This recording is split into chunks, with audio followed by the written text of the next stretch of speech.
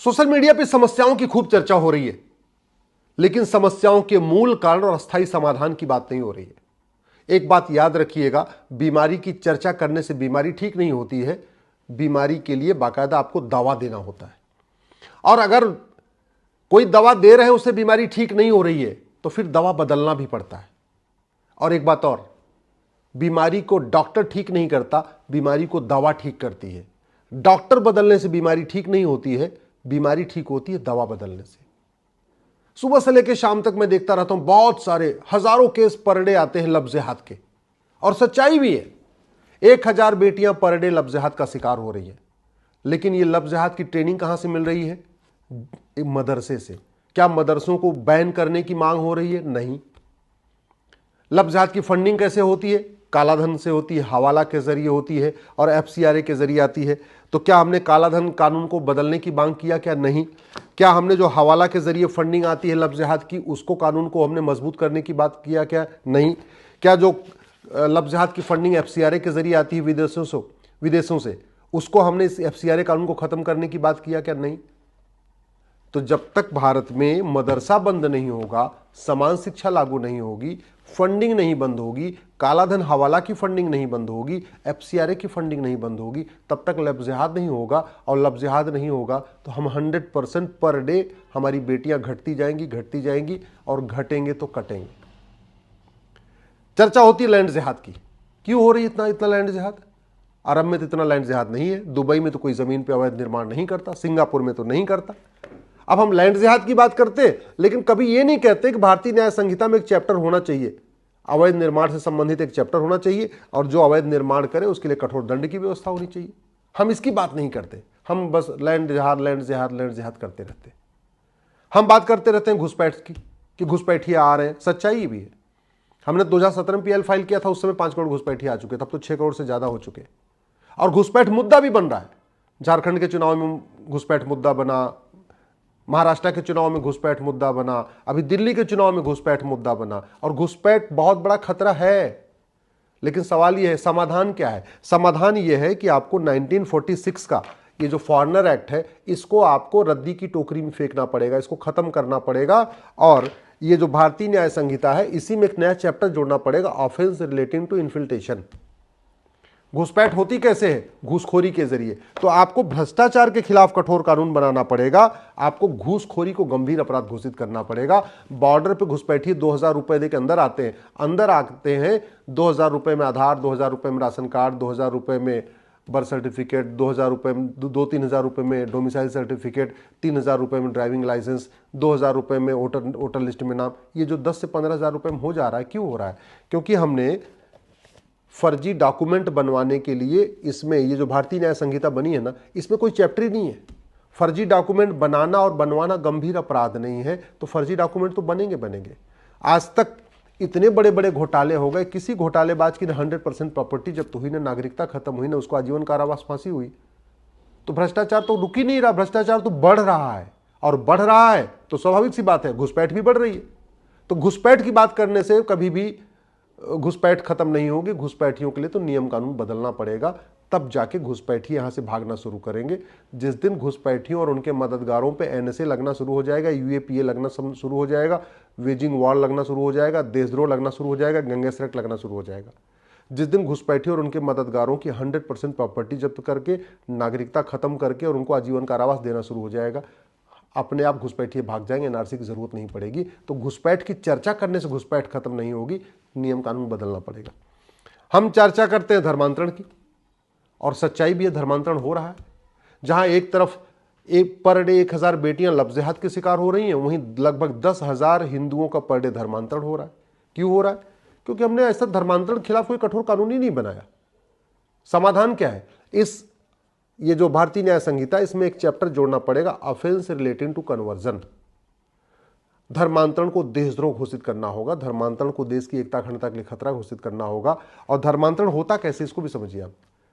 Funding कैसे आती है धर्मांतरण की? कालाधन से, हवाला के जरिए, एफसीआरए के जरिए। समाधान वही है, फंडिंग बंद करना पड़ेगा। जब तक फंडिंग नहीं बंद होगी, धर्मांतरण नहीं रुकेगा। धर्मांतरण अपने आप में एक बहुत अच्छा प्रोफेशन हो चुका है। लोग 3-3, 4-4 लाख, 5-5 लाख रुपए हर महीने कमा रहे हैं धर्मांतरण के जरिए। एक परिवार पे 1 लाख रुपए मिलता है कन्वर्ट करने के लिए। आप खुद सोचिए, लोग ड्राइवर की नौकरी करेंगे 20-25 हज़ार रुपए कमाते हैं, टीचर बन जाते हैं 50,000, 60,000, 70,000 रुपए कमाते हैं, और यहाँ धर्मांतरण कराने वाला महीने में 4 लाख 5 लाख रुपए कमा रहा, बढ़िया गाड़ी बंगला खरीद ले रहा, फ्लैट खरीद ले रहा, शहर में रह रहा, उसके बच्चे ऐशो आराम की जिंदगी जी रहे।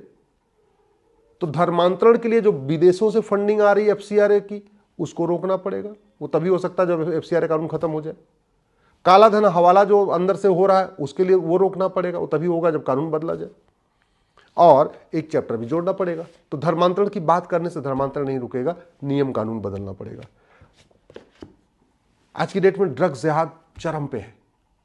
बड़े प्लान्ड वे में ड्रग में नपुंसकता की दवा मिला के हिंदू लड़कों को नपुंसक बनाया जा रहा है और हिंदू बेटियों को बाज बनाया जा रहा है आजकल। और उसका परिणाम दिखने लग गया है, बच्चे नहीं हो रहे हैं, बच्चे लड़के नपुंसक हो जा रहे हैं तो शादी नहीं कर रहे।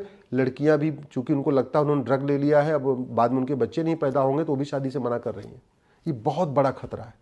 समाधान क्या है? समाधान वही है, सबसे पहले भारत में आपको 500 रुपये से बड़ी नोट बंद करना पड़ेगा, 5,000 रुपये से महंगे सामान का कैश लेन देन बंद करना पड़ेगा, कालाधन हवाला के खिलाफ कठोर कानून बनाना पड़ेगा, विदेशी फंडिंग रोकना पड़ेगा, ब्लैक मनी को कंप्लीट खत्म करना पड़ेगा, और नशा तस्कर और उनके मददगारों की 100% संपत्ति जब्त करने, नागरिकता खत्म करने, आजीवन कारावास फांसी देने के लिए कानून बनाना पड़ेगा। आपको अलग से कानून बनाने की जरूरत नहीं है, आपको इसी भारतीय न्याय संहिता में एक नया चैप्टर जोड़ने की जरूरत है, offence relating to drug smuggling. बेटियां गायब होती जा रही हैं, किडनैप होती जा रही हैं। अभी प्रयाग में, बनारस में मिला है, बच्चियों को किडनैप करके बेच देता था। अभी महाराष्ट्र में मैं गया था, वहां पता चला कि 1 लाख लड़कियां गायब हो गई हैं। पूरे देश से बच्चियां गायब हो रही हैं, खासतौर पे जो हमारी ट्राइबल बेटियां हैं उनको किडनैप किया जा रहा है और उनको किडनैप करके उनको बाद में कन्वर्ट कर दिया जा रहा है। इतना बड़ा ये खतरा है ह्यूमन ट्रैफिकिंग का, लेकिन कुछ हो नहीं रहा है। आज तक किसी ह्यूमन ट्रैफिकिंग करने वाले के, किसी मानव तस्कर को आप बताइए फांसी हुई क्या? किसी मानव तस्करी करने वालों की 100% संपत्ति जब्त हुई क्या? किसी मानव तस्करी करने वाले की नागरिकता खत्म हुई क्या? नहीं। तो समाधान इसी भारतीय न्याय संहिता में आपको एक नया चैप्टर जोड़ना पड़ेगा, offence relating to human trafficking. मानव तस्करी करने वालों और उनके मददगारों, पूरे उनके जितने गिरोह के लोग हैं, उनका narco polygraph brain mapping test करिए, पूरे गिरोह के सबकी नागरिकता खत्म कर दीजिए, सबकी प्रॉपर्टी जब्त करिए, सबको आजीवन कारावास फांसी दीजिए, तब ह्यूमन ट्रैफिकिंग रुकेगी। और अदरवाइज ऐसे बात करते रहिए, रोज सोशल मीडिया में वीडियो शेयर करते रहिए, यहाँ ये हो गया, यहाँ ये हो गया, यहाँ ये हो गया, ये हो गया, करते रहिए, खूब कोई फर्क नहीं पड़ेगा। डॉक्टर बदलने से बीमारी ठीक नहीं होती है, बीमारी ठीक होती है दवाई बदलने से। और अगर दवाई काम न करे तो मरने का इंतजार नहीं करना चाहिए, दवा बदल देना चाहिए। तू मैं करके, आरोप प्रत्यारोप करके, नूरा कुश्ती करके, बतौलेबाजी करके, तू चोर मैं सिपाही करने से कोई एक समस्या खत्म नहीं होगी। याद रखिएगा, समस्याएं तब ठीक होंगी जब नियम कानून बदलेंगे। ये जो जासूसों की फंडिंग कैसे होती है? कालाधन हवाला एफसीआरए से। गद्दारों की फंडिंग कैसे होती है? कालाधन हवाला एफसीआरए से। माओवादियों की फंडिंग कालाधन हवाला एफसीआरए से। नक्सलियों की फंडिंग कालाधन हवाला एफसीआरए से। अवैध हथियारों का कारोबार कालाधन हवाला के जरिए चलता है। तो फिर हम कालाधन हवाला के खिलाफ कठोर कानून क्यों नहीं बना रहे?